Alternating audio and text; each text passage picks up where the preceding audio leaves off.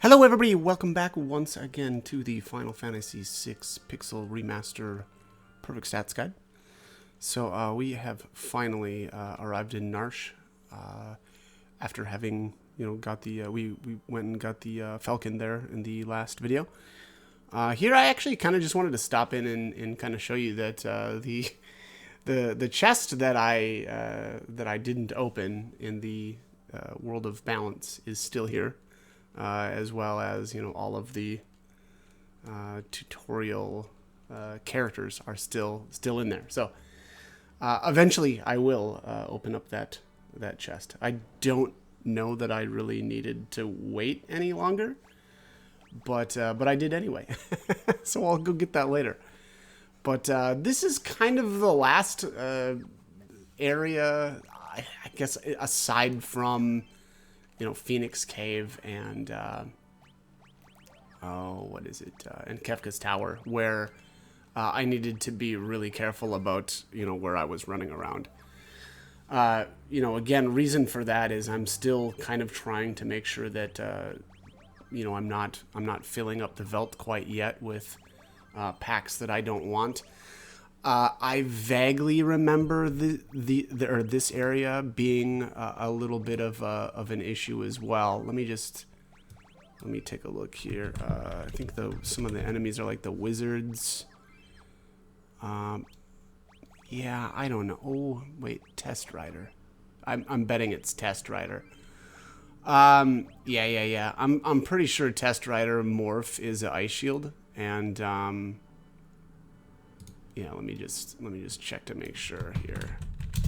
I think Test Rider is out on the kind of where we fought Kefka at.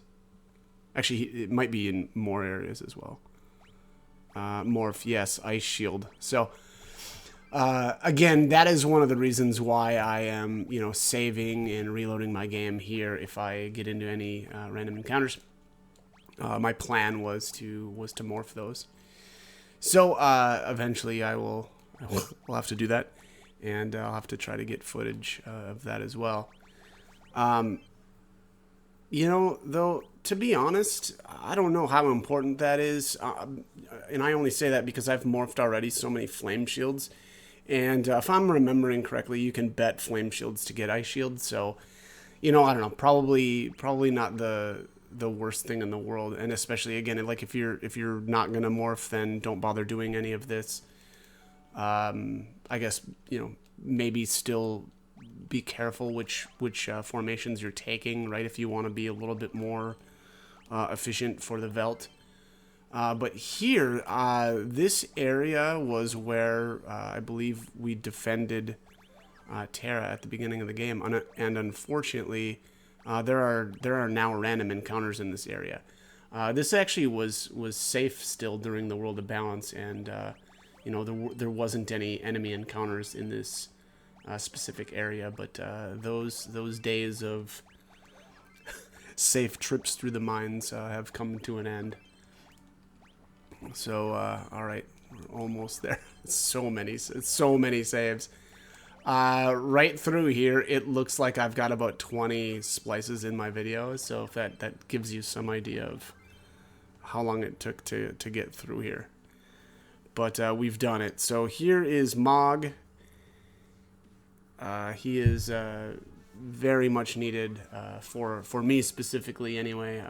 Again, a lot of this also depends, though, on how much you really care about farming certain things on the Veld, because if you're not planning on doing that, or if you're not going to morph, then again, you don't have to be as careful. But right where Mog was standing was where we can get the Molulu's charm, and then there the Rune Edge, I believe it is. It the Rune Edge, or is it the Rune Blade?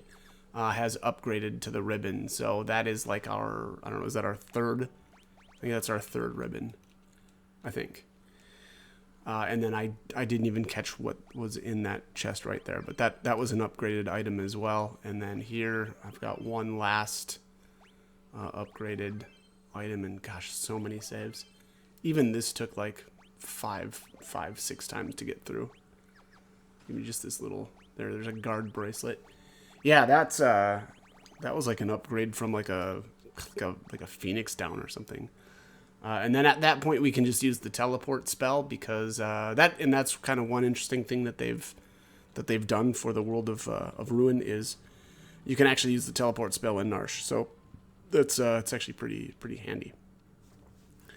But all right, we've done it. From here on out, it's fairly stress-free as far as, well, it's more annoyance-free, right? We don't have to worry so much about the, saving every time we take a step, in order to, avoid some of these encounters.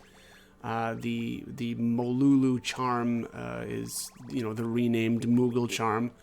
And makes it so that we don't get into any random encounters while that's equipped. So very, very nice. I love that. I love it. And so Mog will not permanently have a spot in my party, but will be in my party for a lot of the rest of the game. So yeah, and now we can. The kind of interesting thing about him as well is we can kind of like hunt specific packs. Meaning, if there's a pack somewhere like deeper in a dungeon or something like that, you can equip the Moogle or the Molulu charm, until you get to that specific spot. Then take it off, and then do a quick save and try to get the formation that you want. That was actually one of the things that I did with Kefka's Tower. There was an enemy inside there called I think it's like the Mud Sud or Mood Sud. I don't know what, Muudsuud, and he's pretty deep in the second party's like route, I guess you would call it. So in order to specifically get him, I just I took, I guess Mog into the second group there, and went pretty deep into Kefka's Tower.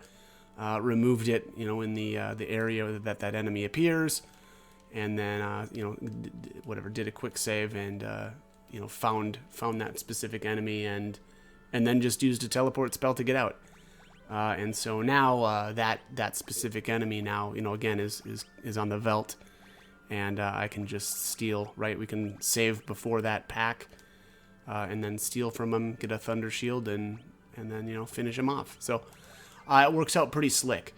So the next thing that I'm going to do here is to go get Gogo. I think that Mog and Gogo are very, very important parts of the World of Ruin, and I think you should get them early, or as early as you can. Gogo joins at your party average +2, which is actually just, it ends up not being a problem as far as like missing stats or anything like that. Everybody else is going to join at party average, and we have enough characters now that, again, as long as you've left everybody at the same level. In my case here, I'm only level 24, and basically that's going to make it so that Gogo joins at 26. And everybody else, though, even after Gogo joins, will still only join at 24 because he is not, those 2 levels is not enough to change our party average. So, anyways, that is the plan going forward here. And so now I just head on over to the Zone Eater Island there, which I believe was that the same island that the Intanger was found on, I think. And let's see here. Okay, yeah, this is blocked off. That's right. So what we're gonna do here is recruit Gogo, and we'll just raid these chests, beforehand. Where are these? These guys look like they kind of look like leprechauns. But all right, so we're gonna jump across here, and then I'll eventually get kicked down into the bottom because there's a couple of chests down there that you actually have to get knocked off for. But yeah, this is kind of this got a little bit annoying. These guys really took a while to move into the right spots, but eventually I guess I just got brave enough to move.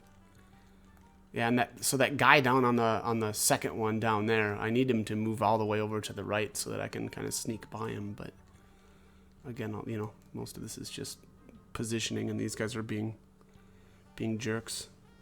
They really want to hang out over here where I'm at.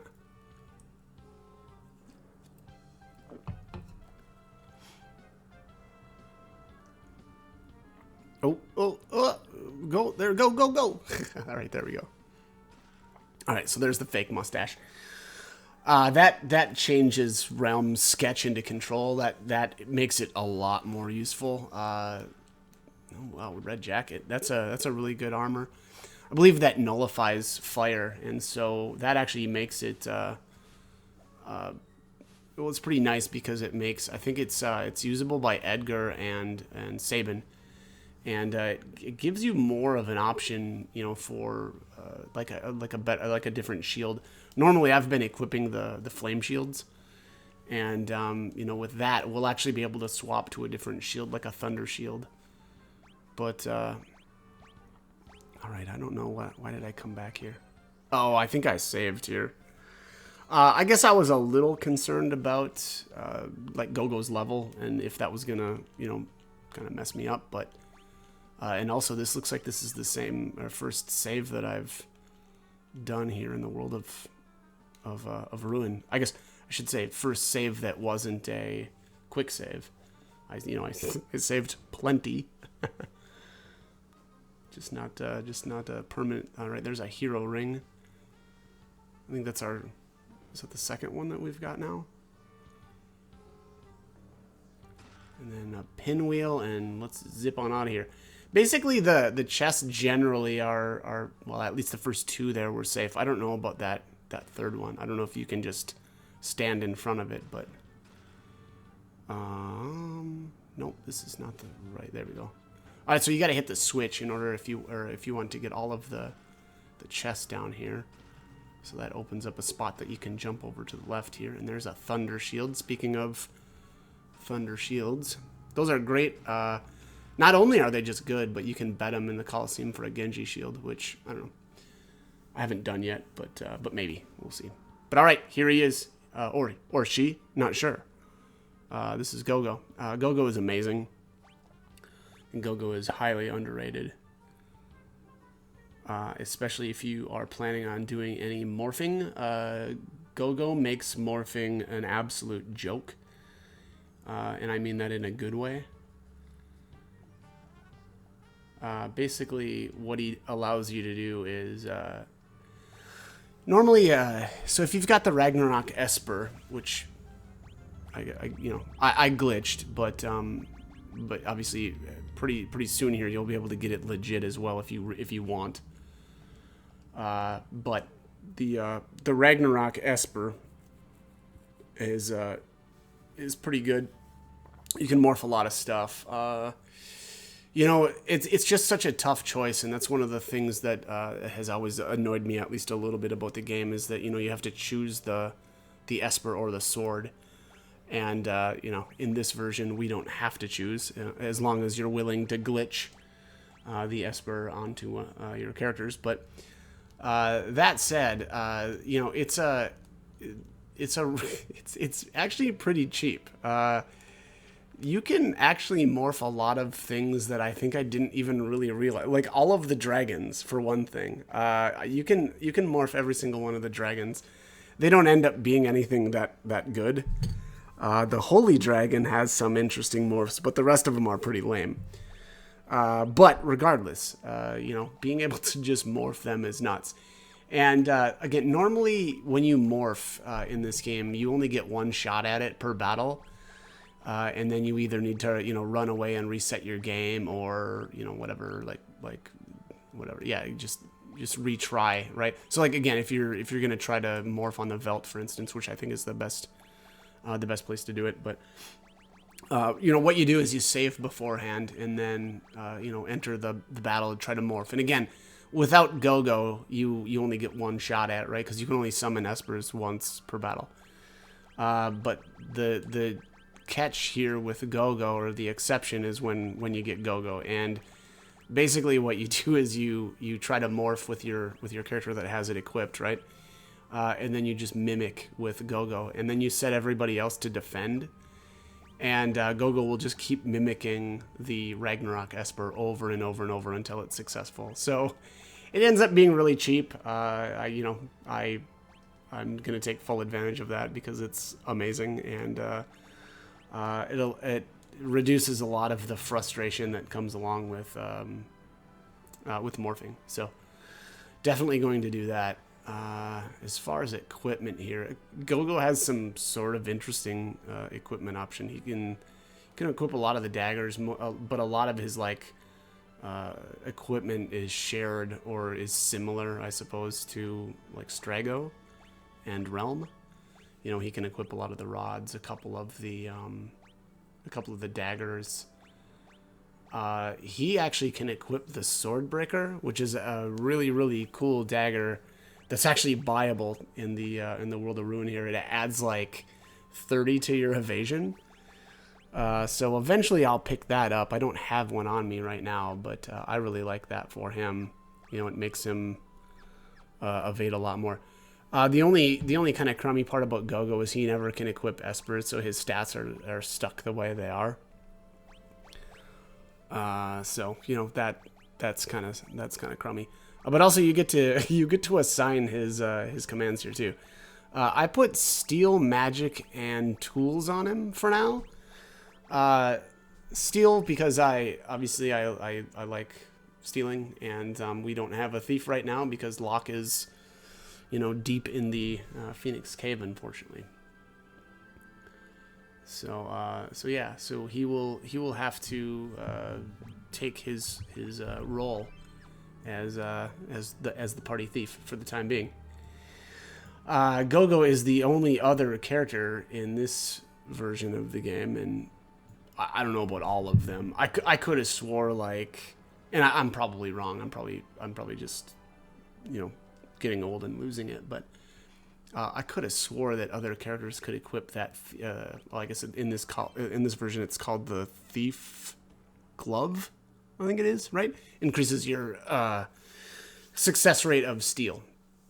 I could be completely wrong on that, but I could have swore that in other versions of the game, other characters could equip that. Anyways, regardless, it doesn't really matter.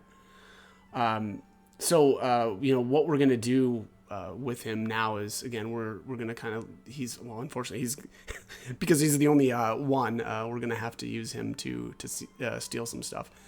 I should say you don't really have to. I can't think of anything off the top of my head that's like, you know, you need to steal right now and that you can't get, you know, in some other in some other way. But yeah, I don't know.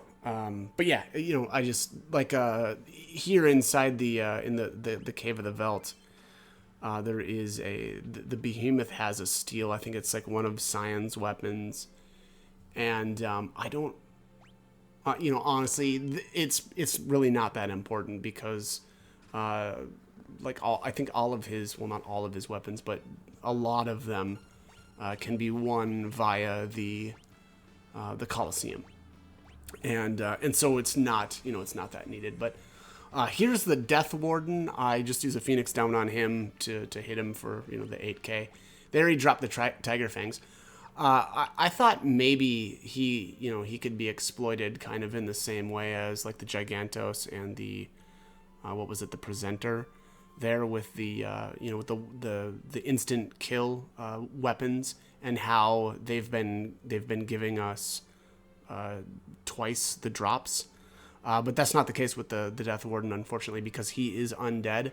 So any instant kill weapon just basically revives him again. So unfortunately, you know, that kind of stinks, right? And we can't take advantage of that, but that's okay, because those are obtainable also. If you want, you know, more of them, you can get them in Kefka's Tower. So not the end of the world, I suppose, if we want more. But all right, so I'm going to save here, and we will take on the behemoth. Now, I vaguely remember in other versions of the game, the behemoth, there was some way that you could kind of screw yourself out of seeing him on the Velt. It was something like, I don't know, like maybe if you X zone the live version, but I can't remember off the top of my head what it was that would do that. But either way, we're not going to do that. We're just going to wreck him straight up. I did take a little cut here though, because I did try to steal here, and it took me a while. So I chopped out a lot of my failure or failures to steal. So there it is, Mirasame. So I actually think that we've already got one of those, if I'm not mistaken. But yeah, I wanted to snag another one. Let me just check here too. Behemoth. Behemoth King. Oh, yeah, rare steel of Mirasame. I thought that he had another steel as well, but that's not the case. But Mirasame is pretty easy to get by. I think it's like betting the, what is it? It's the item that the Gigantos drops, the Sasuke, and then I don't know if it's if it's that reward or if the reward for the Sasuke is another one of Scion's weapons, and then you bet that one for the Mirasame or whatever.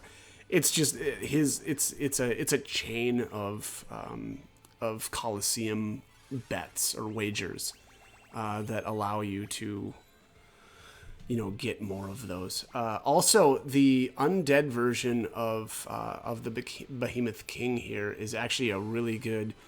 So 50% of the time it's the Cursed Ring, 25% of the time it's the Thornlet, and then 25% is a Lich Ring.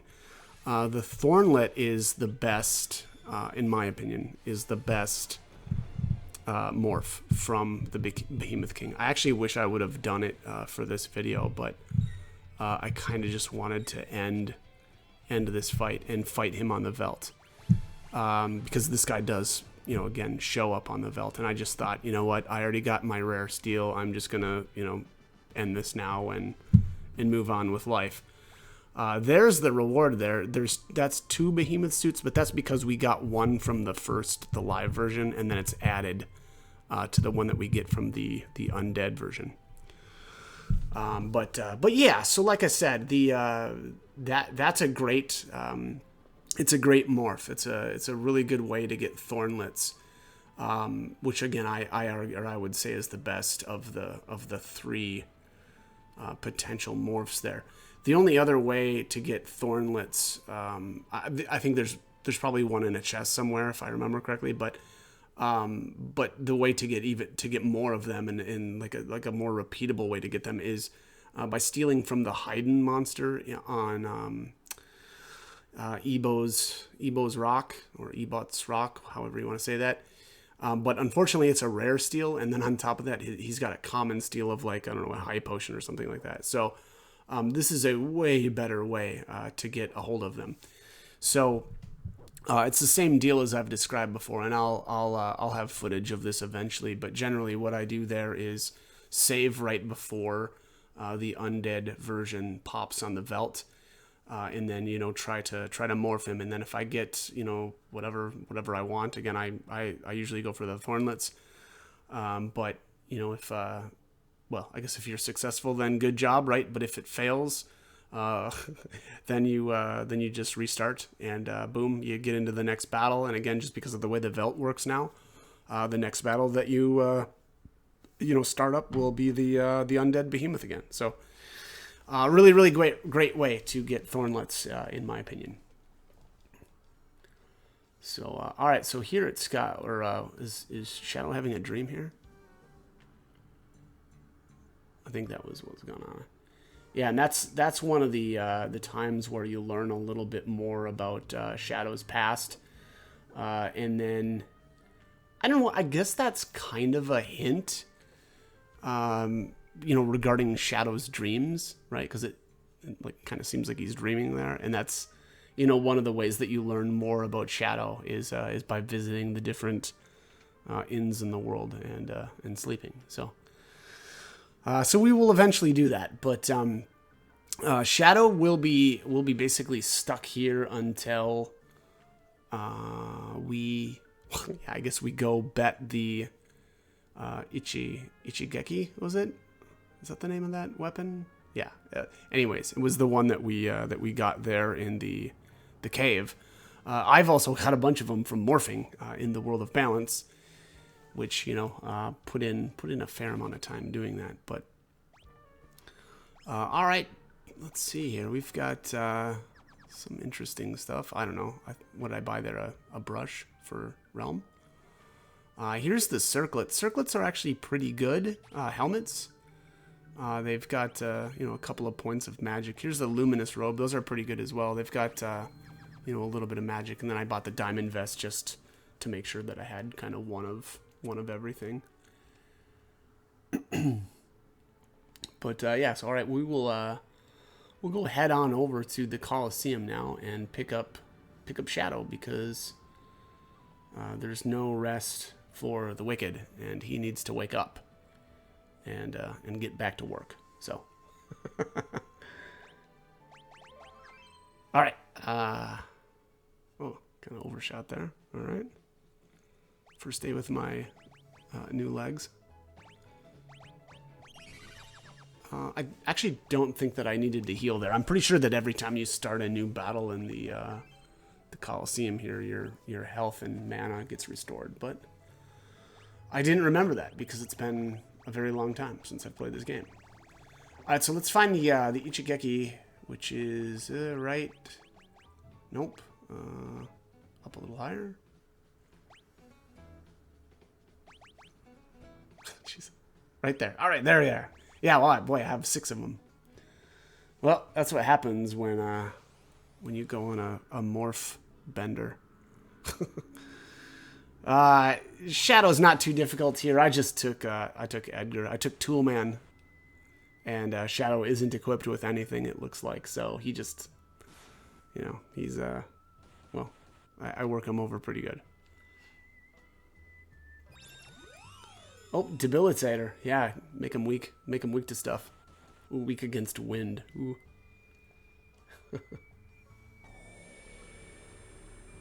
Bioblaster. All right, yeah, you're done now. It's all over. You just got gassed. Got all gassed up. Oh, weak against water now. Let's see if he exploits it. He probably won't. Nope. Cast a shell.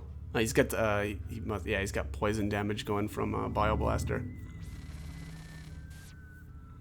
Oh, the 1337. That was leet damage. All right, that's it. What are you doing here? The only thing I know how, fighting. I'm a fighter. It's what I do. It's in my blood. All right, it's time to put his skills to the ultimate test. All right, that is going to be it for this one. We've got him. You know, I don't know. Shadow is great, but I'll tell you what, he is not good if you're trying to morph things. So don't do that. You know, if you're planning on morphing, don't take him with, because he's really annoying. Every once in a while, Interceptor will run in and you know, try to do like takedown or whatever, and then Gogo will mimic takedown, which is hilarious. But yeah, not a good combination for morphing. So, all right, that is all I've got for this one. As always, I hope the guide was helpful, and hope you join me for more videos. Thanks for watching.